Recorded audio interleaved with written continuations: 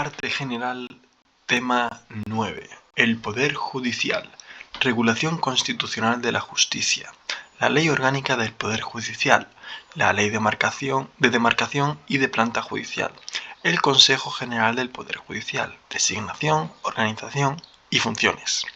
Vale, pues vamos a empezar hablando del Poder Judicial, que como ya sabemos, tenemos una división tripartita de poderes, que viene de Montesquieu, donde el Ejecutivo pertenece al Gobierno, el Legislativo a las Cortes y el Judicial a los jueces y tribunales. La función judicial es hoy la más poderosa, pues son la boca de la ley, de forma que controla a los otros dos poderes, tanto el Ejecutivo como el contencioso, tanto el Ejecutivo por la vía contenciosa administrativa como el Legislativo por la vía constitucional, y a su vez crea derecho a través de la jurisprudencia, que viene establecido en el Código Civil al establecer como fuente de derecho que la jurisprudencia completará el ordenamiento jurídico con la doctrina que de modo reiterado establezca el Tribunal Supremo al interpretar y aplicar la ley, la costumbre y los principios generales del derecho. El Poder Judicial, por tanto, podemos definirlo como una función estatal por la cual el poder público satisface pretensiones mediante órganos específicamente creados al efecto. Estos órganos pueden ser unipersonales o colegiados. Respecto a la regulación constitucional de la justicia, el Poder Judicial es el único que tiene la denominación de poder en nuestra Carta Magna y se regula en el título sexto de los artículos 117 a 127 de la Constitución. El artículo 117.1 establece que la justicia emana del pueblo y se administra en nombre del rey por los jueces y magistrados integrantes del Poder Judicial, independientes, inamovibles, responsables y sometidos únicamente al imperio de la ley. Todo esto se relaciona con el artículo 1.2 de la Constitución, por el que la soberanía nacional reside en el pueblo español, del que emanan los poderes del Estado. Respecto a los principios básicos de esta justicia, de esta regulación constitucional de la justicia, tenemos la independencia, la unidad jurisdiccional, la responsabilidad, la publicidad, la gratuidad y la participación popular. La independencia se consagra en el artículo 117.1 en cuanto a la potestad de juzgar, por la que los jueces y magistrados no podrán ser separados, suspendidos, trasladados ni jubilados, sino por las causas de la ley. La unidad jurisdiccional, que los órganos jurisdiccionales están jerárquicamente ordenados. Todos existen con anterioridad a la realización o comisión de los asuntos enjuiciados, y sus competencias vienen definidas de antemano. El artículo 117.5 de la Constitución dice que es la base de la organización y funcionamiento de los tribunales. Respecto a la responsabilidad, es la responsabilidad por la actuación de los tribunales plasmada en la Constitución española, diciendo que los daños causados por error judicial, así como los que sean consecuencia del funcionamiento normal de la Administración de Justicia, darán derecho a una indemnización a cargo del Estado, tal como dice el artículo 121 de la Constitución, por lo que tenemos también la responsabilidad por la actuación de los tribunales. Entonces, la publicidad es el siguiente y se desprende del artículo 120 de la Constitución, por el que las actuaciones de los jueces deberán ser públicas. La gratuidad, regulada en el artículo 14 de la Constitución y en el artículo 119, de forma que se establece que la justicia será gratuita cuando así lo disponga la ley respecto de quienes acrediten insuficiencia de recursos para litigar. Esto se regula en el artículo 14 en relación a la igualdad de los españoles. Realmente el concepto de gratuidad se regula en el artículo 119 de la Constitución. Luego, la participación popular puede deducirse del ejercicio de la acción popular y de la posibilidad de formar parte de los tribunales, diciendo en el artículo 125 que los ciudadanos podrán ejercer la acción popular y participar en la administración de justicia mediante la institución del jurado, así como en tribunales consuetudinarios y tradicionales. Luego tenemos la Ley Orgánica del Poder Judicial, que va a ser la que regule todo el Poder Judicial. Entonces, se regula por la Ley Orgánica 6/1985 del Poder Judicial, y es la norma básica judicial que comprende un título preliminar, que son los principios de la Constitución española, relativos a la justicia, y el resto del articulado que se va a referir tanto a la organización como los límites de la jurisdicción y los juzgados, el gobierno y el poder judicial, los juzgados de tribunales, los jueces y los magistrados, los LAG, los funcionarios del Servicio de Administración de Justicia. Los LAG son los letrados de Administración de Justicia, el Ministerio Fiscal y el Consejo General del Poder Judicial. Y luego tenemos la ley de demarcación y de planta judicial, que se estructura de forma que la ley 38/1988 de demarcación y planta judicial tiene 64 artículos organizados en 5 títulos.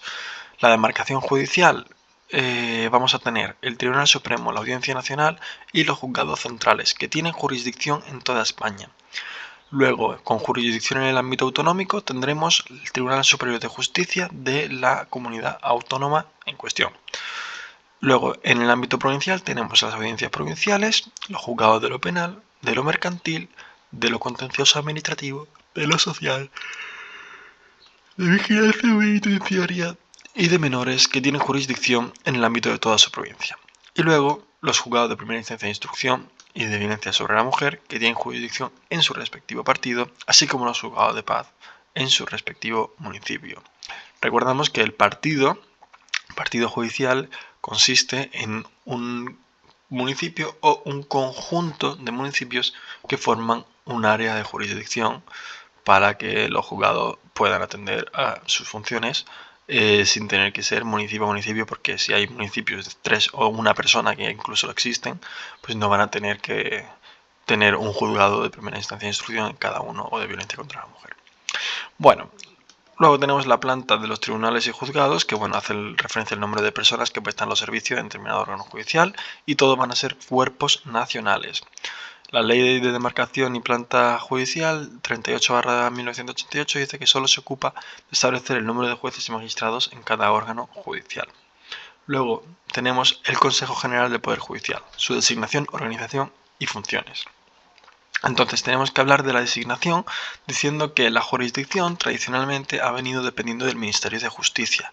Sin embargo, la necesidad de autogobierno de la justicia para lograr su independencia hizo que la Constitución en 1978 por fin consagrara una verdadera organización independiente al crearse el Consejo General del Poder Judicial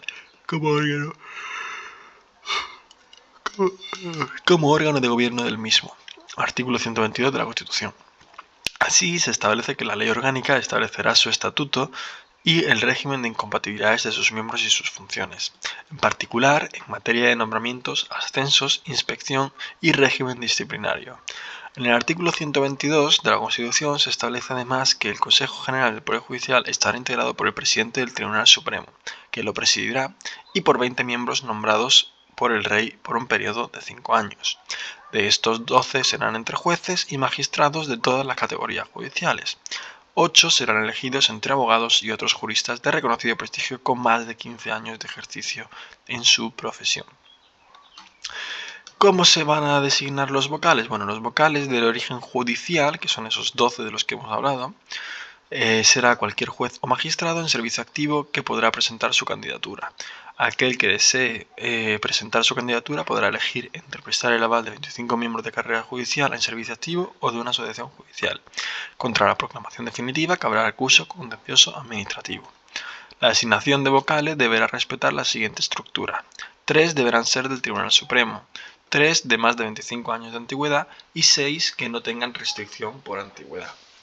Luego, los vocales procedentes de la carrera judicial, que serán 8, pero no procedentes de la carrera judicial, que serán 8, serán propuestos ante el Rey, de entre abogados y juristas de reconocido prestigio y más de 15 años de profesión.